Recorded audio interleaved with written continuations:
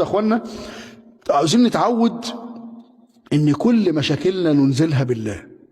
يعني الواد مضايقني وقاعد يتنطط طول النهار وقرفني، قوم صلي ركعتين واحتسب الركعتين دول ان انا بزيد في العمل الصالح عشان يتهدي الواد ده.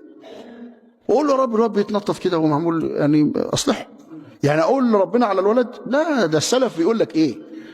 بعض السلف بيقول والله اني لاسال الله في علف حماري.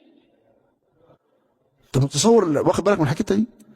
ده من تمام التوحيد. يعني اقول لربنا يا رب انا دباتي جوه اللي بتحملني ما فيهاش، يعني اذا بقى العربيه لما تبوظ انا ممكن اشتكي ربنا الكلام ده؟ ايوه ايوه فعلا. طب ما انت هتشتكي لمين؟ نفكر احنا لينا حد الا ربنا؟ طب انت معتقد ان في حد احن عليك من ربنا؟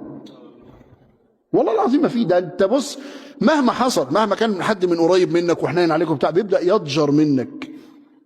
الذي لا يمل من دعائك ولا يمل من نعمائه عليك هو، بل يحب ان تساله.